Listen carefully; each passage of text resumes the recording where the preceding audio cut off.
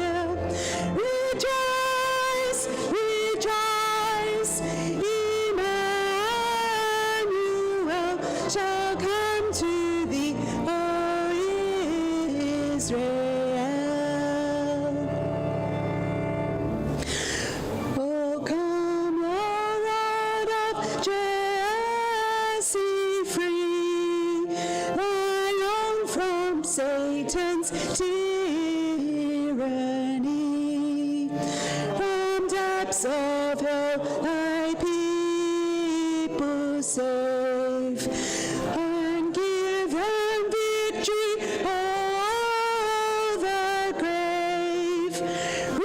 Rejoice, rejoice, Emmanuel shall come to thee,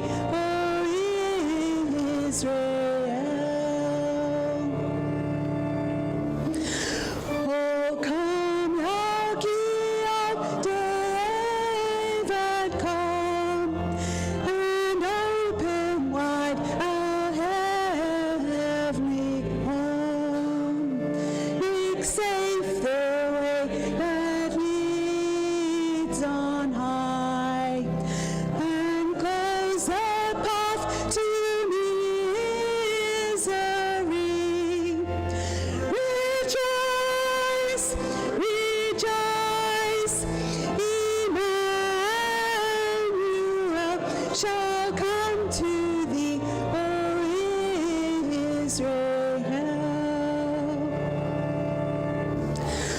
O come, the Lord of might, who to our tribes on Sinai's height in ancient times did give the Lord.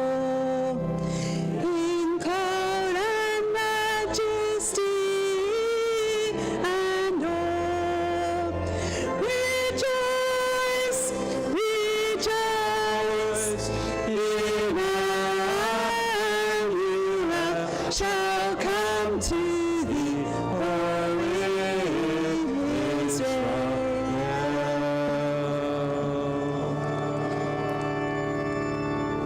Amen. Please be seated. That's such a beautiful carol, and it is talk. Emmanuel just means God with us. If you're interested, there's a beautiful a cappella version by Pentatonics, and you find that on YouTube. And also, I know this sounds strange, but there's a heavy metal version by a band called Theocracy, which is it is wonderful. It's really, really good. You wouldn't think so, but it does work. But we rejoice that God has come to us. So let's pray. Lord, we thank you that you are God with us, that you are God for us, and that you are God who supports us, helps us, changes us, that you do not leave us to our own devices.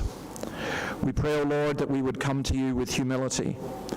We pray for those who are unable to be with us, especially pray for Ian in hospital and Andrew as well. We ask, O Lord, your blessing to be upon all who are sick. We pray for those who are discouraged, or those who have lost the will to come and worship you, or those who have turned away from you. We pray that you would turn them back. And we thank you for those who are showing an interest, those who draw near. We pray your blessing upon each one. O Lord, we seek your face. We ask that you would help us as we draw near. And we come to you and we confess our sin. The word should be up on the screen. You can see it there. Let's say these together. Almighty God, Father of our Lord Jesus Christ, maker of all things, judge of all men, we acknowledge and mourn our many sins and wickedness, which we, from time to time, have most grievously committed by thought, word, and deed against your divine majesty, provoking most justly your wrath and indignation against us. We do earnestly repent and are heartily sorry for these our misdoings. The remembrance of them is grievous to us. The burden of them is intolerable. Have mercy upon us. Have mercy upon us, most merciful Father, for your Son, our Lord Jesus Christ's sake. Forgive us all that is past, and grant that we may ever hereafter serve and please you in newness of life, to the honor and glory of your name, through Jesus Christ our Lord. Amen. And receive this pardon. While it is true that we have sinned, it is a greater truth that we are forgiven through God's love in Jesus Christ. To all who humbly seek the mercy of God, I say, in Jesus Christ, your sin is forgiven. Well, we continue to read through the Old Testament book of Genesis, and Sally is going to read Genesis chapter 33.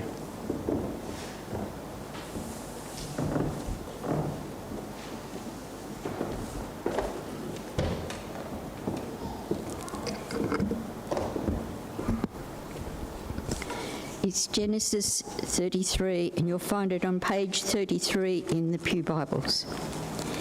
Jacob looked up, and there was Israel, coming with his 400 men. So he divided his children among Leah, Rachel, and the 2 female servants. He put the female servants and their children in front, Leah and her children next, and Rachel and Joseph in the rear. He himself went on ahead and bowed down to the ground 7 times as he approached his brother. As Israel ran to meet Jacob and embraced him, he threw his arms around his neck and kissed him, and they wept. Then Israel looked up and saw the women and children. "Who are these with you?" he asked. Jacob answered, They are the children God has graciously given your servant." Then the female servants and their children approached and bowed down. Next, Leah and her children came and bowed down. Last of all came Joseph and Rachel, and they too bowed down. Ezra asked, "What's the meaning of all these flocks and herds I met?" "To find favor in your eyes, my lord," he said. But Ezra said, "I already have plenty, my brother. Keep what you have for yourself." "No, please," said Jacob, "if I have found favor in your eyes, accept this gift from me.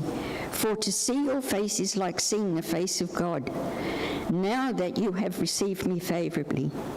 Please accept the present that was brought to you, for God has been gracious to me, and I have all I need." And because Jacob insisted, Ezra accepted it. Then Ezra said, "Let us be on our way. I'll accompany you." But Jacob said to him, "My Lord knows that the children are tender, and that I must care for the ewes and cows that are nursing their young. If they are driven just hard one day, all the animals will die. So let my Lord go on ahead of his servant, while I move along slowly at the pace of the flocks and herds before me and the pace of the children, until I come to my Lord in Seir. Ezra said, then let me leave some of my men with you. But why do that? Jacob asked. Just let me find favor in the eyes of my Lord. So that day Ezra started on his way back to Seir. Jacob, however, went to Sukkoth, where he built a place for himself and made shelters for his livestock. That is why the place is called Sukkoth. After Jacob came from Paddan Aram, he arrived safely at the city of Shechem in Canaan and camped within the site of the city. For 100 pieces of silver he bought from the sons of Hamor, the father of Shechem, the plot of ground where he pitched his tent. There he set up an altar and called it El Roa Israel. Amen. Amen. Thank you so much.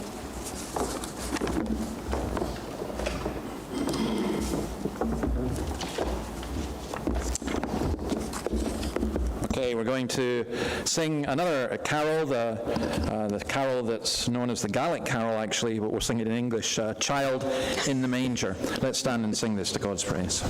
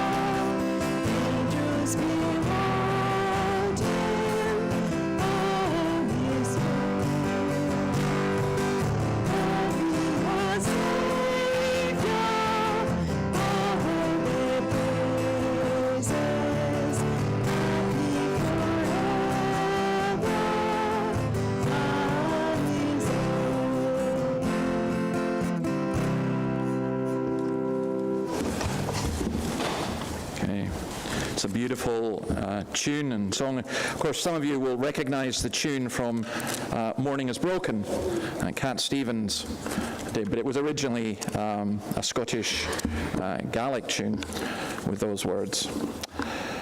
So, let's do just some of the notices.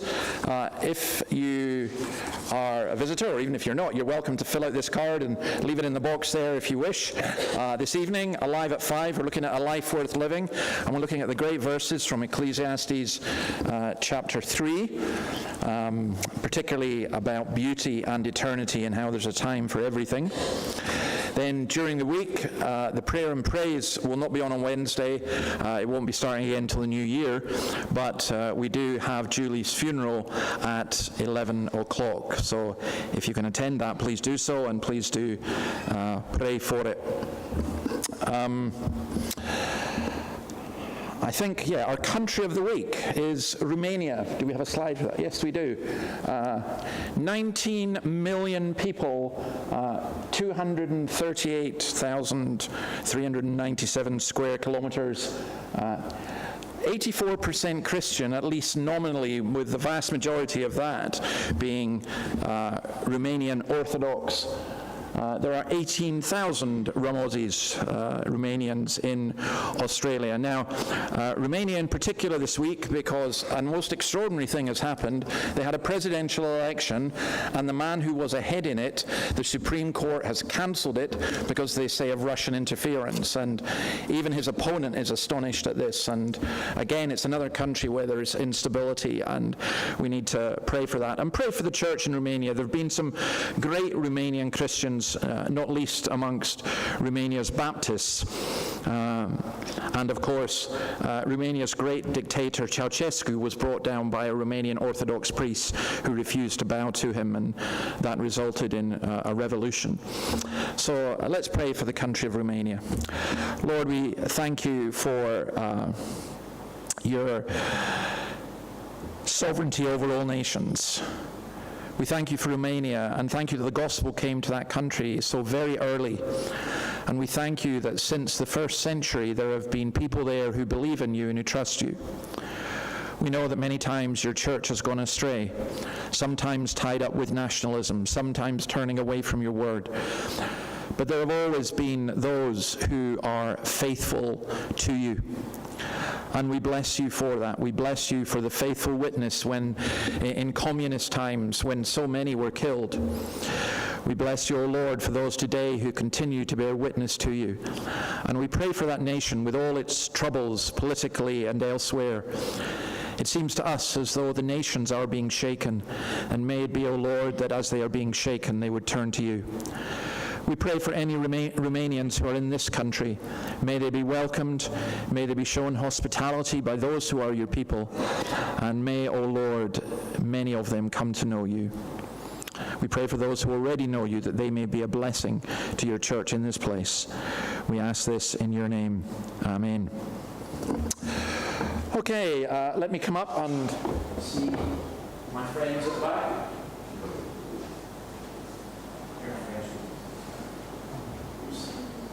Now, I don't know, it's probably a bit hard to see. What have we got? Okay, I got something really exciting to tell you. Can you guess what I was yesterday? If I told you I was on the sea, what do you think I was on?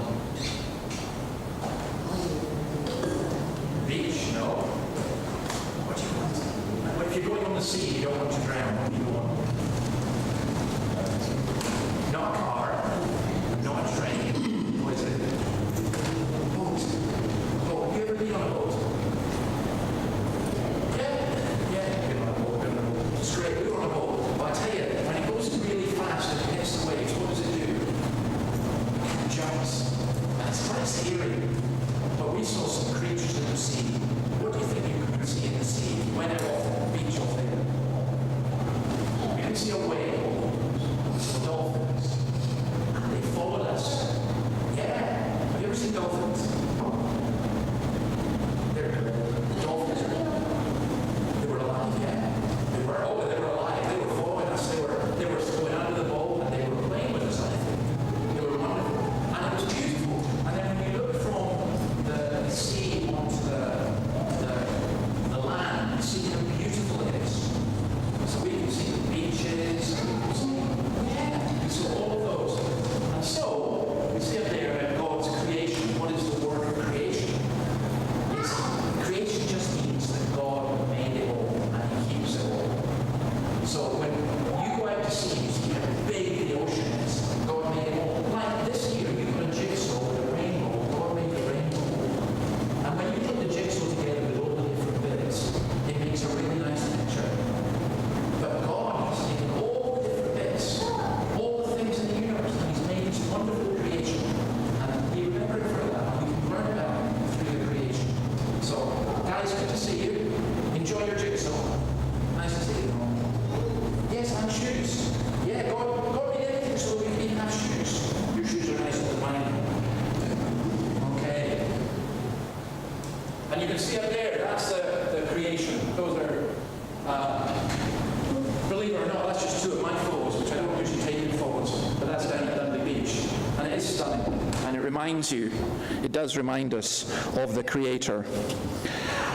We're going to have our New Testament reading, and Elaine's going to read Luke chapter 12, verses 35 to 48, and then after that, I think Jan's going to do the prayer and also has a couple of notices.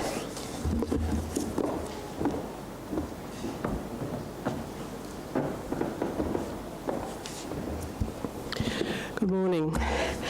Hope it's something trivial that has delayed Elaine. She was having a couple of issues with her new car, so I hope it's just something like that. The New Testament reading is Luke 12, verse 35 to 48, and is found on page 1009. Watchfulness. Be dressed ready for service and keep your lamps burning, like men waiting for their master to return from a wedding banquet, so that when he comes and knocks, they can be immediately open the door for him. It will be good for those servants whose master finds them watching when he comes. I tell you the truth. He will dress himself to serve, will have them recline at the table, and will come and wait on them. It will be good for those servants whose master finds them ready, even if he comes in the second or third watch of the night. But understand this, if the owner of the house had known at what hour the thief was coming, he would not have let his house be broken into. You also must be ready, because the Son of Man will come at an hour when you do not expect him. Peter asked, Lord, are you telling this parable to us or to everyone? The Lord answered, Who then is the faithful and wise manager, whom the master puts in charge of his servants to give them their food allowance at the proper time? It will be good for the servants whom the master finds doing so when he returns. I tell you the truth, he will put him in charge of all his possessions. But suppose the servant says to himself, My master is taking a long time in coming, and he then begins to beat the manservants and maidservants and to eat and drink and get drunk. The master of that servant will come on a day when he does not expect him, and at an hour he is not aware of. He will cut him to pieces and assign him to a place with the unbelievers. That servant who knows his master's will and does not get ready or does not do what his master wants will be beaten with many blows. But the one who does not know and does things deserving punishment will be beaten with few blows. From everyone who has been given much, much will be demanded. And from the one who has been entrusted with much, much more will be asked. Amen.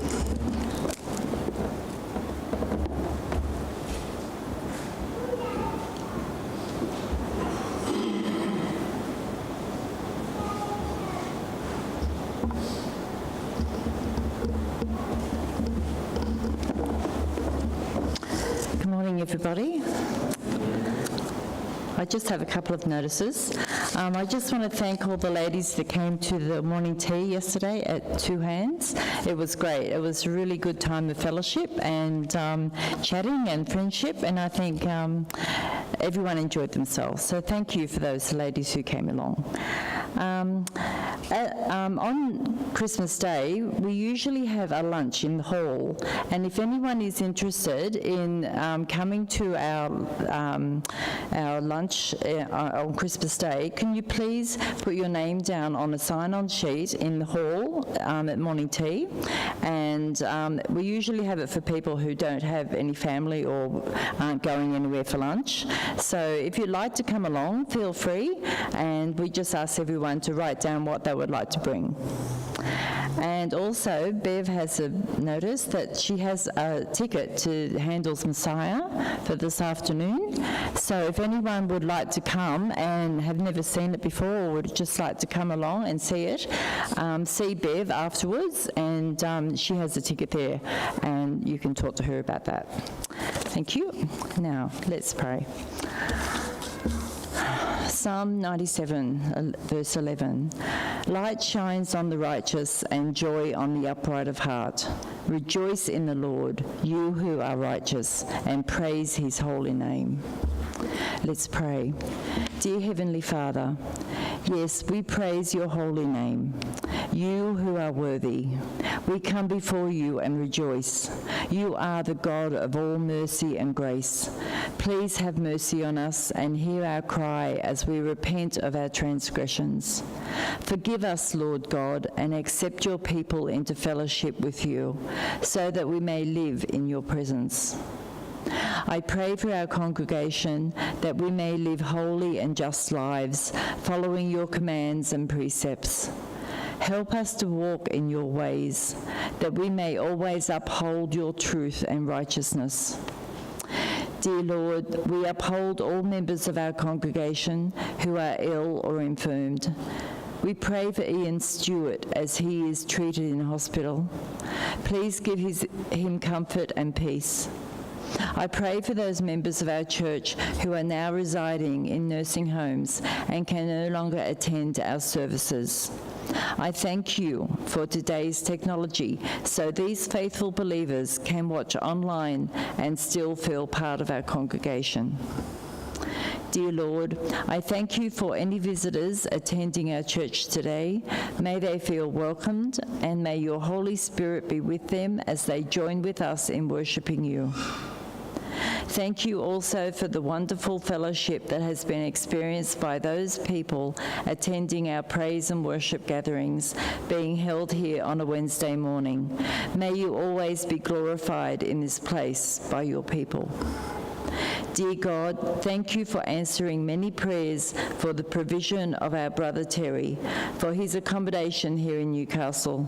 It has been a long journey for Terry, but you have answered our prayers and provided a safe and affordable dwelling for him and Lolita to live in. God, you are so good to us. You provide all we need. All you ask for in return is our love, obedience, and faithfulness.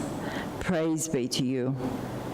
Lord, please shower the Puffett family and Mick Alley with your blessings as they further your kingdom both in France and Africa. We uphold these faithful missionaries as they heard and answered your call and your leading in their lives.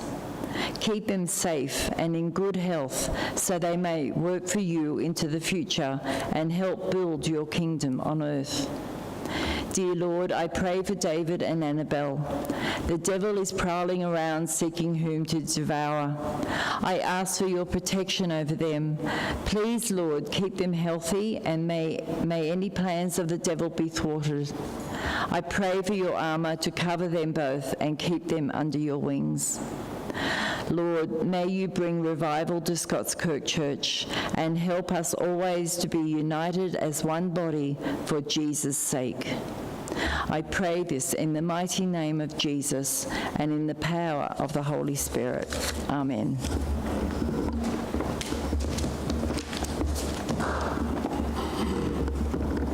Thanks, Sam.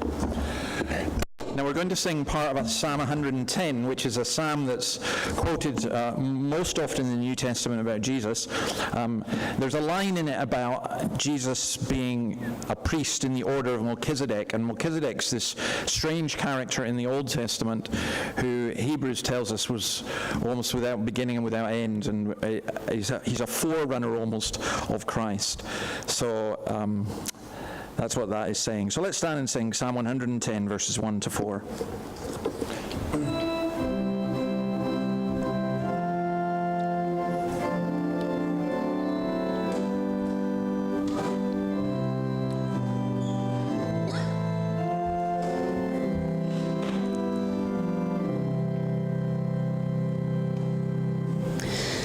The Lord said to my Lord, sit here at my right hand until I make your paws a stone on which your feet may stand. The Lord will make your reign extend from Zion's hill with all power rule among those who oppose your will.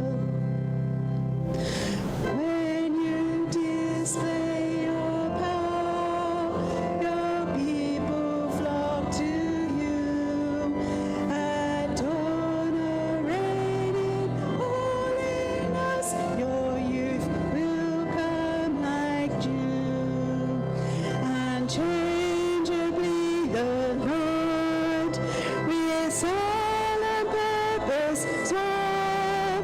Just like Melchizedek, you are a priest forevermore.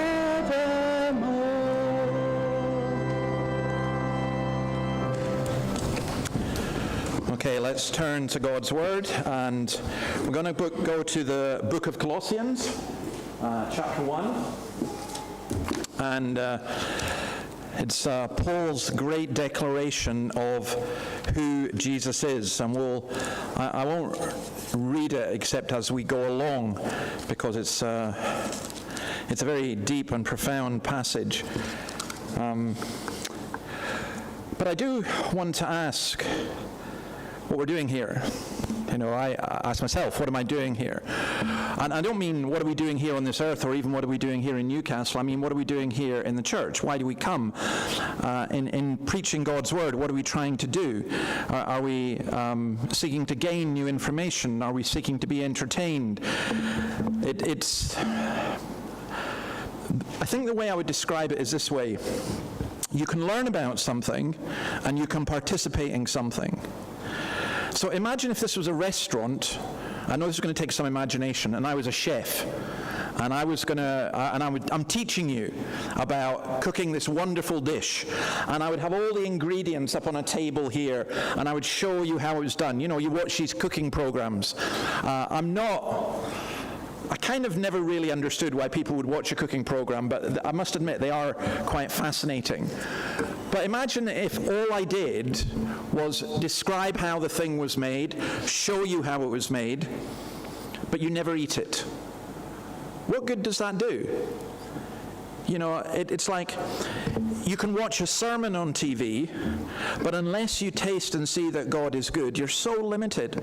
It's like living an artificial life. It's like living a life vicariously. You can listen to a sermon in church, to be honest.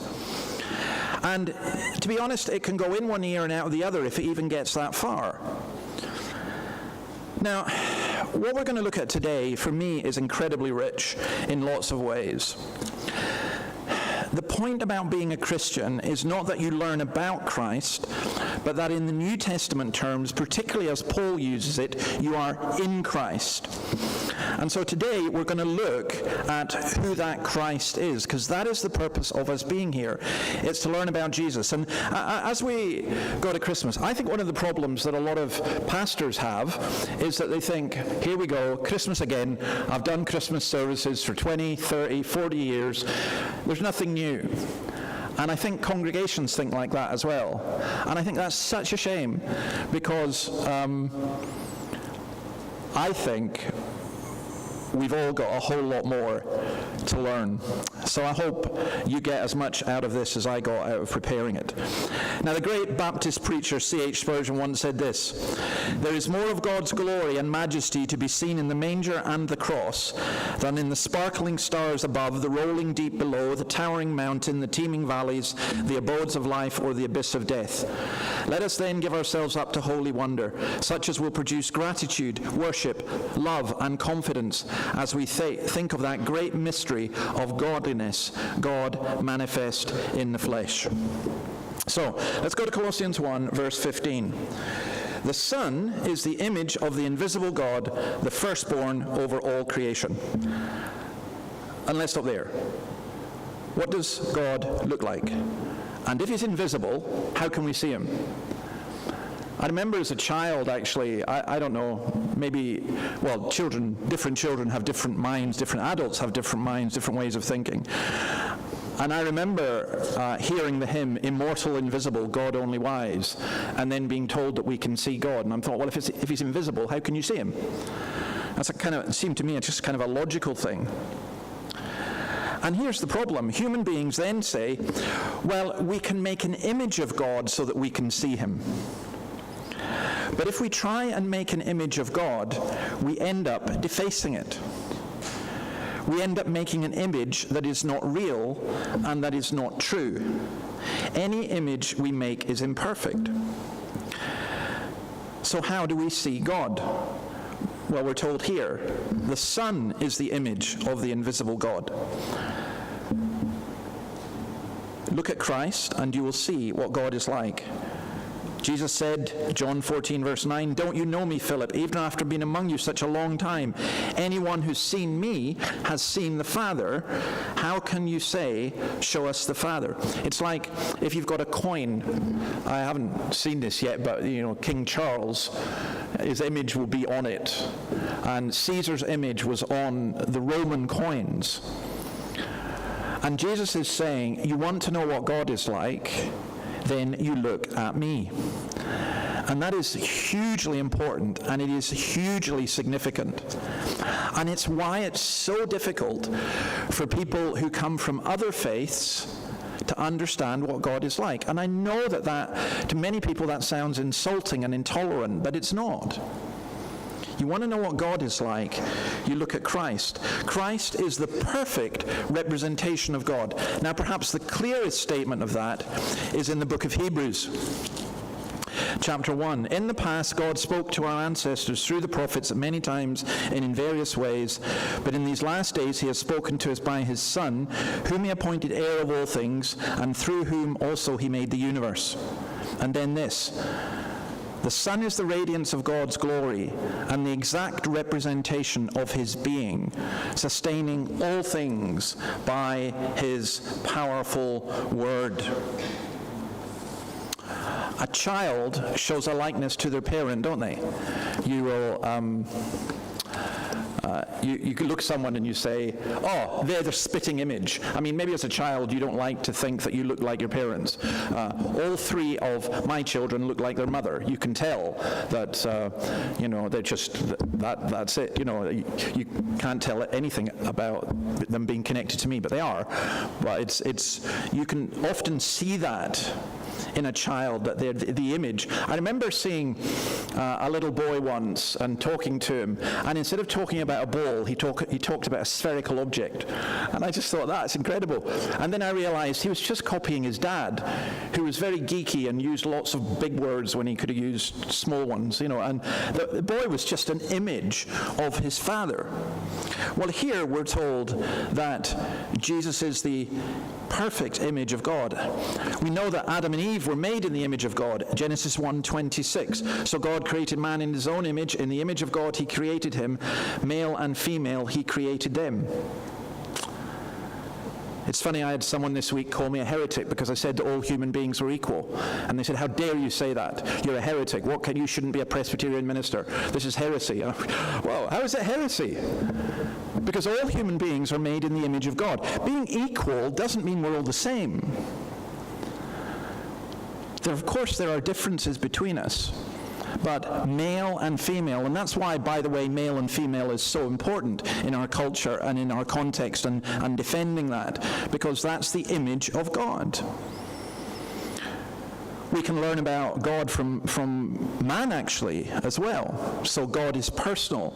God has intelligence, a will. God is in knowledge, righteousness, and holiness. We are made in the image of God, but we are not God. We're made in the image, but Christ, and this is the distinction, is the image of God. He's human, but he is the image of God. He is God. So when we at Christmas, it's funny, I find this astounding that the hymns with the most theological content tend to be some Christmas carols. So you get deeper words than this. "Veiled in flesh the Godhead see, hail the incarnate deity." And I wonder how many people sing these at carol concerts and carol services and really haven't a clue what they're singing. Many. Next thing we notice in this verse, he's the firstborn over all creation. Now, the Jehovah's Witnesses love this verse because it means, they say, that Jesus was created, that he's not eternal, that he's not the Son of God. It's like when people say, "Who created God?" But in context, it cannot mean that, and let me explain why. In verse 16, we are told that everything created was created by him and for him. Jesus is the creator, he's not the created. So what does it mean, the firstborn over all creation? Now, the key thing there is, this is why it's so important to understand the Bible and to preach from the whole of the Bible, is to understand the context. You always need to understand the context. So I want to explain this maybe in a slightly strange way. But supposing I gave you a sentence, and in 1,000 years' time somebody was going to examine this sentence, and the sentence was, the Wallabies beat the All Blacks at the ANZ in Sydney. Right, and I realise that that's unlikely, but let's say that happened. The Wallabies beat the All Blacks, that's the sentence. Now, it's not too difficult, if you know anything about Australian culture, to work out that this means the Australian rugby team beat the New Zealand rugby team at the ANZ Stadium in Sydney. That's the obvious and natural meaning. But if you analysed it and broke down every single word, you could make it mean something else. So Wallabies could be the name of a Sydney gang, so let's say from West Sydney. Beat could mean beat with sticks or clubs. The All Blacks could indicate it was a racist attack, and the ANZ could mean it took place in a bank. So the sentence could mean that a gang from West Sydney did a racist attack in a bank in Sydney. Now, in 1,000 years' time, somebody could write a PhD on that, on the prevalence of racism in Australian banks. You know, it would sound very scholarly and great, but it'd be nonsense. Well, it's the same here. When the Bible talks about firstborn, firstborn means the superior, the one over.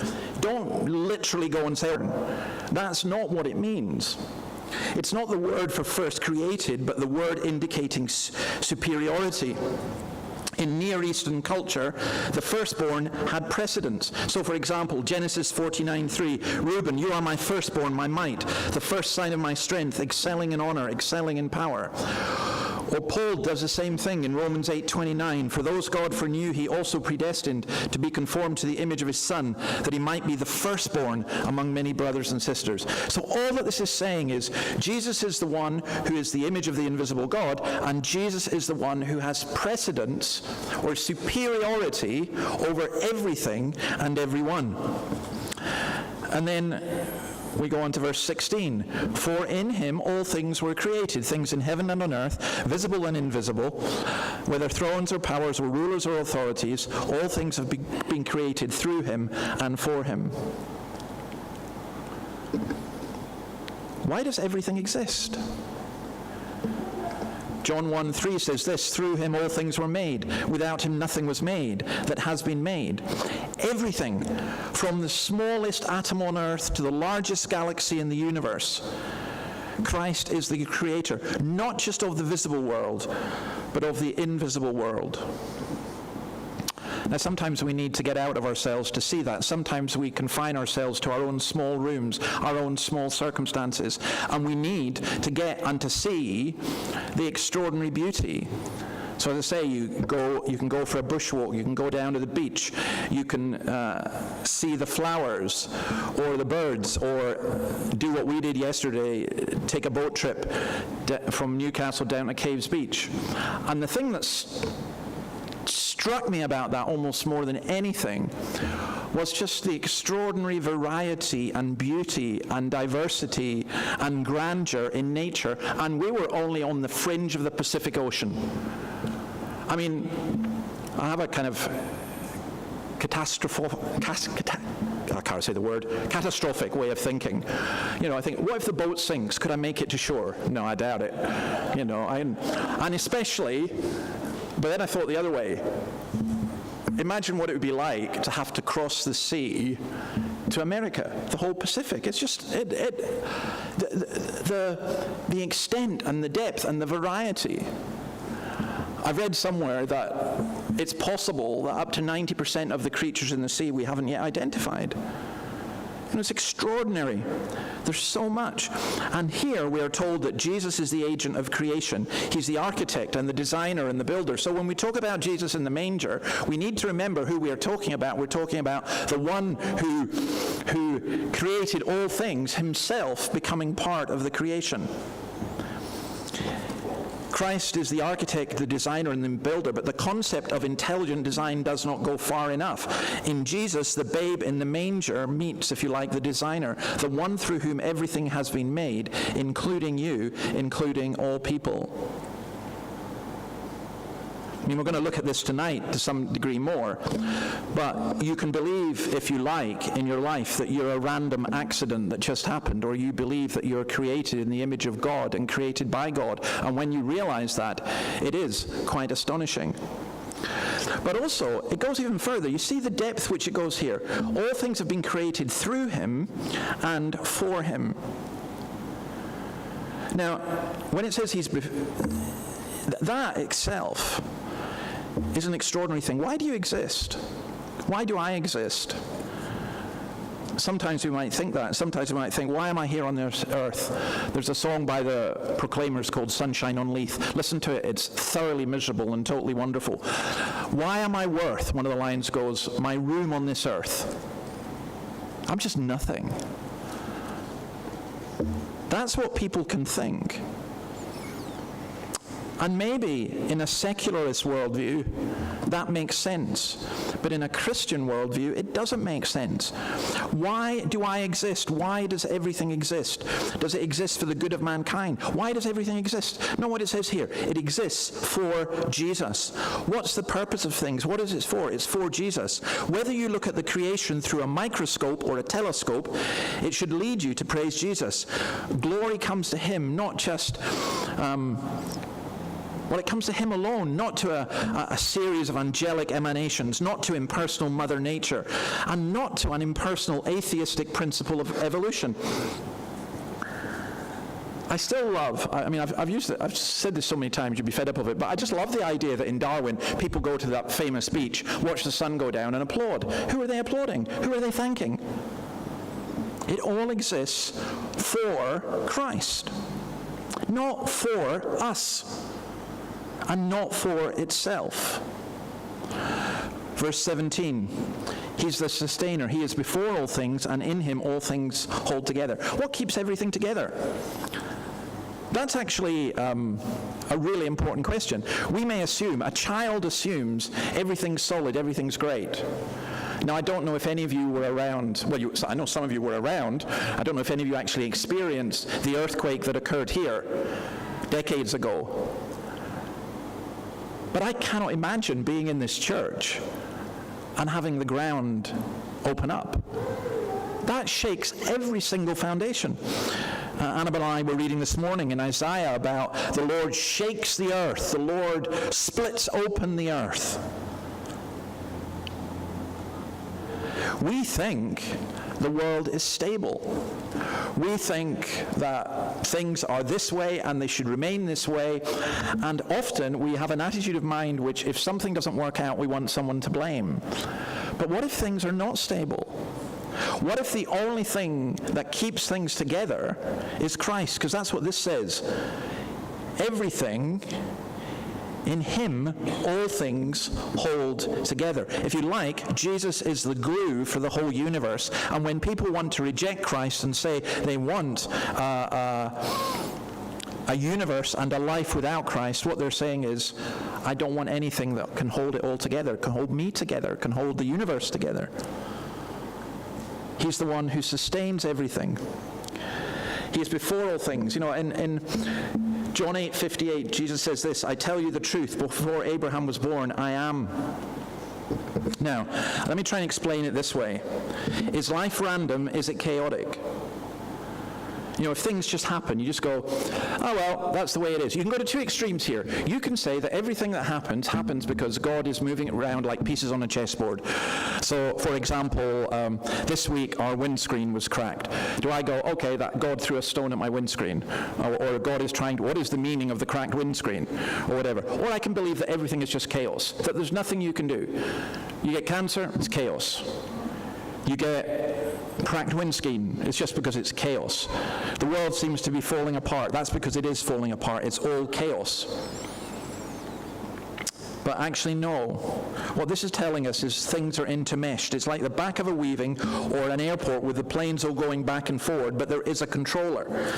In philosophy, they seek for what's called a principle of coherence, a unity amid all the diversity of everything. What is the unity that brings everything together? And in our world, they keep trying lots of different things. This is the unity, this is the unity. And in different religions, they'll try. In Buddhism or Hinduism, they'll talk about the one.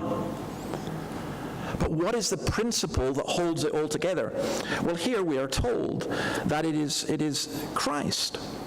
That he is the one, he's the glue that keeps it all together. It's by the word of God that the universe stands, and it's by that same word that the universe will perish. Here's an incredible thought. When people say to God, go away, we don't want you, if he answered that prayer, their families would be in trouble, they would be in trouble, their society would be in trouble, and this earth would be in trouble. In fact, that, I would suggest, helps explain a lot of what's going on in the world today. But we're not done. He is the head of the body, verse 18, the church. He is the beginning and the firstborn from among the dead. So in everything he might have the supremacy. That's just saying that in everything it's going in a circle. Everything he might be the firstborn. The Lord of creation is also head of the church. What holds the church together? What's the point of the church? A question many of us ask at many times. And when we don't have this perception of Christ as the head of the church, when we say the Pope is the head of the church, or the pastor is the head of the church, or a bishop is, or this leader or that, or when we anoint ourselves prophets and say, well, we are, it just all goes wrong. But 1 Corinthians 12:12 tells us this: the body is a unit, though it's made up of many parts, and though all its parts are many, they form one body. So it is with Christ. He is the beginning of the church. It's all about him. He is the end of the church, as Revelation says. He originated both the natural and the spiritual universes. He was born, he lived, and he died for the church. He was also raised for the church. He's the firstborn from the dead. By the way, just another simple question. How can you say Jesus was the firstborn from the dead when Lazarus was raised from the dead before him?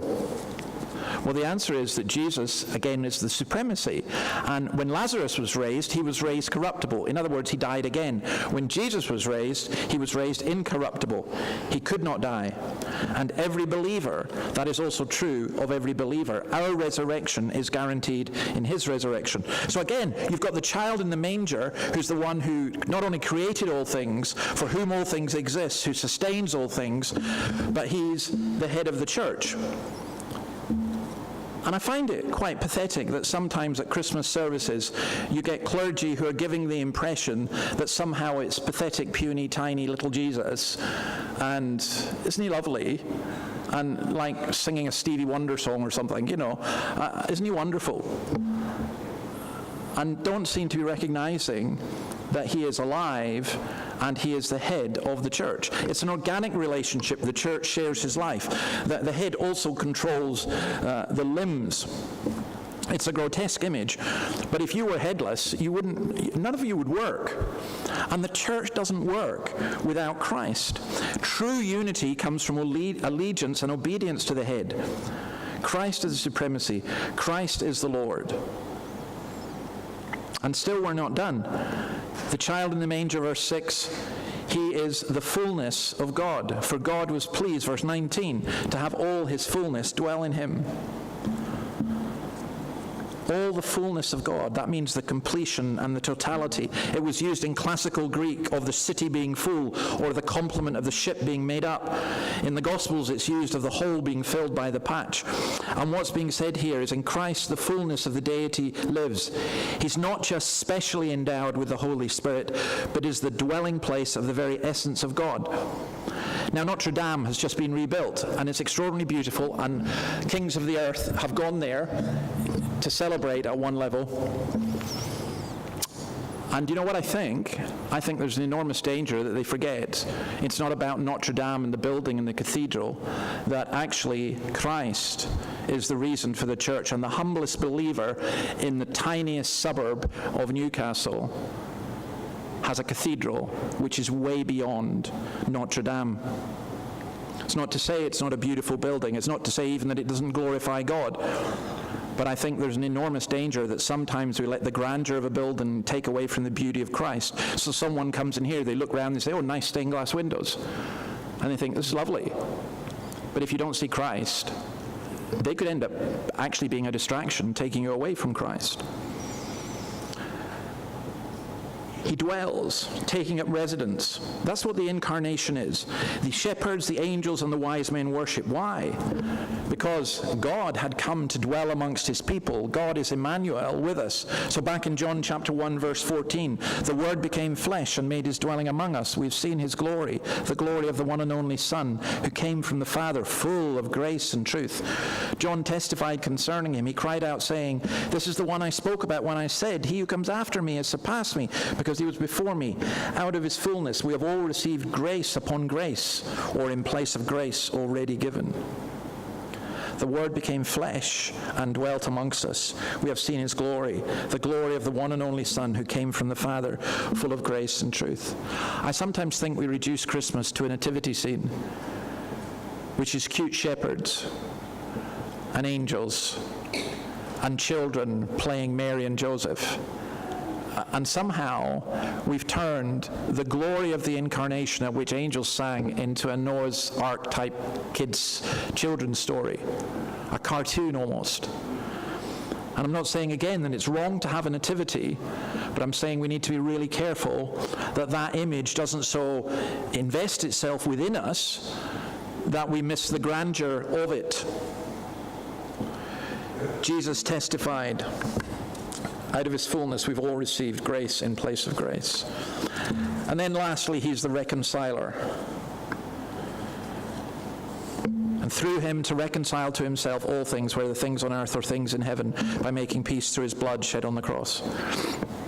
Do you know, each of these things, and that's 7 things, by the way, and this is where I'm ending, each of these things we could do a series of sermons on. But this one, it's reconcile all things. Reconcile all things. You talk about there's a principle of unity of Christ in all things. Now, reconciliation means to change completely. In their song Bittersweet Symphony, the verb have the man singing, "I need to find someone who recognizes the pain in me. I get on my knees and pray." And then they say, "But I can't change, I can't change, I can't change, I can't change." And I think that's the most despairing situation to be in. You can be caught in a particular sin. You can be caught in a relationship which is really difficult. You can be in a situation which seems utterly distressing, and you go, "It can't change, I can't change." And you can feel an absolute sense of despair. And then you go to God, and he basically says, "Yeah, you can't change, but I can change you." The beauty of Christianity is not that Christ accepts you as you are, but that Christ accepts you despite what you are and will change you. Christ does this by the blood of the cross, the death and the sacrifice of Christ. And note that this reconciliation, by the way, involves all things, not just human beings. It's a cosmic reconciliation. I can't explain it, but Romans 8:20, perhaps, the creation was subjected to frustration, not by its own choice, but by the will of the one who subjected it, in hope that the creation itself will be delivered from its bondage to decay. And it then goes on to say that the whole creation is waiting for God's children to be revealed, which is astounding. That's where the real answer to climate destruction and climate change comes from the gospel. 2 Corinthians 5:18, all this is from God, who reconciled us to himself through Christ and gave us the ministry of reconciliation, that God was reconciling the world to himself in Christ, not counting men's sins against him, and he has committed to us the message of reconciliation.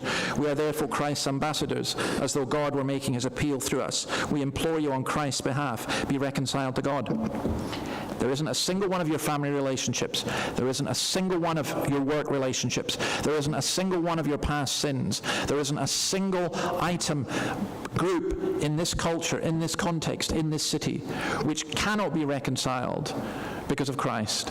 It can't be reconciled because of us. But because of Christ, we can say that. Last Sunday evening, as I was out at the front there, a woman came past and she yelled the most incredibly obscene abuse at me and hatred. What do? Report her for hate speech? Demand that she be locked up? Turn away from her? Well, I did at that particular point because she was so angry. I don't know what we'd done, or I'd done. But can there be reconciliation, or do you just accept that people are going to hate? No. No. Of course there can be reconciliation. That's the point. We implore you on Christ's behalf, be reconciled to God. That's where the reconciliation comes from. We're not saying, go and be reconciled to that person in your family who you've had a big bust-up with, and then you can sort yourself out with God. Go and be reconciled to God, and then you have the basis for everything else. So, what does all this practically mean? I would suggest to you this: we need to get Christmas right. We're like the kid who's fascinated with the wrapping paper but misses the great gift inside. You ever seen that? You know, you're a parent, you go and buy your kid this wonderful gift, and they're very small and very young, and they're happier with the wrapping paper than they are with the gift. Well, sometimes we're like that. There are depths in the incarnation. We are like kids in a paddling pool when we should be out on the ocean. And let me say this: if you are not a Christian, you need to jump in, or maybe to use another metaphor, you need to get on board. There's no point sitting on the edge of the ocean dipping your toes in. There's no point standing on the pier watching the ship sail. You need to get on board. You need to commit yourself to Christ. I cannot even begin. I mean, if I was to try and describe to you, supposing I was the greatest marine biologist in the world, do you think I could possibly describe to you the majesty of the Pacific Ocean? I couldn't. I could show you lots of photographs and slides, and you'd be, wow, the David Attenborough of oceanography. But it's only when you get on board, it's only when you go yourself, it's only then that you see the power of the waves and the wonder of the birds flying and the beauty of the dolphins leaping and all that kind of stuff. And it's the same with Christianity. We'll proclaim to you Christ, but at some point you have to take and eat. And then let me just say to those of us who are Christians, sometimes we get cold feet. You know, I like swimming in the sea. You go into the sea, and even though you know in your mind it's not that cold, initially it feels quite cold, and you think, nah, I can't be bothered. I'll come back another day. And I think some of us, we know about the ocean of God's love, if you like. But the fact that it cleanses, the fact that it can be painful at times, the fact that it disturbs, the fact that it is so deep, the fact that it is not just, it's an ocean which there is a power to it that's scary, makes us back off. I think that we need to reorientate our lives. We all live our lives naturally with ourselves at the center, even in the church. And we need to have Christ at the center, not as a periphery. I said, what are we doing when we come here? You've come to worship Christ. You've come to glorify Christ. You've come to hear about Christ. And my job is to do precisely that and nothing else. I can think about lots of things. I can think about who's here and how many people are here and what does this person think and what will this person think and what did I do and everything else, and it's all rubbish. It has to be focused and centered on Christ. We need to stop using Christ as a means for us to get what we want, but we need to think how what we do brings glory to Him. So there's a challenge here, and it's a real challenge at Christmas. You know, New Year's Eve, you kind of do a whole bunch of resolutions. I think that's a great thing to do, by the way. But here's one to think about for today. We need to think about how what we do brings glory to Christ. So examine your life and say and ask, is there anything I am doing which takes away from the glory of God, which causes His name to be blasphemed, which gives people an excuse not to believe? And you pray, Lord, give me grace to stop it. Lord, forgive me, renew me, repair me, restore me. And then ask this, is there anything I can do to bring glory to God? Then, Lord, help me do it. Not because I want to bring glory to myself, but because I want to bring glory to you. And we will have cracked it as a church when people go away and say, not what a great church, but when they say, what a great God, what a glorious God. I want to know Him. Let's pray. Lord, may your blessing be on your word. Help us to apply it, each of us, to our own lives and our own circumstances. I thank you that the ocean of your love is inexhaustible. The depths of your being we cannot comprehend. And yet you gave us Christ, the baby in the manger, the child in the home, the man in the fishing boat, the carpenter's workshop, preaching, teaching, being baptized, working miracles, being captured, put on trial, imprisoned, horrifically executed, mocked, abused, and yet risen from the dead and gloriously exalted into heaven for our sakes, that we might know you and be with you. Grant that we may see that. In your name, amen. We're going to finish by singing the song, What a Beautiful Name, and after we've sung this, please remain standing for the benediction.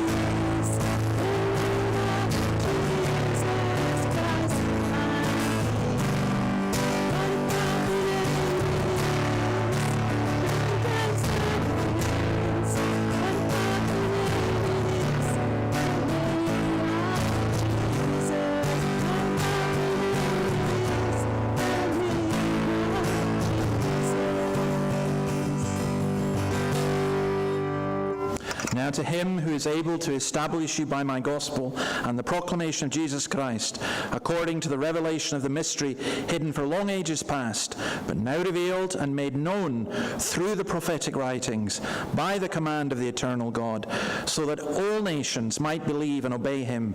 To the only wise God be glory forever through Jesus Christ. Amen.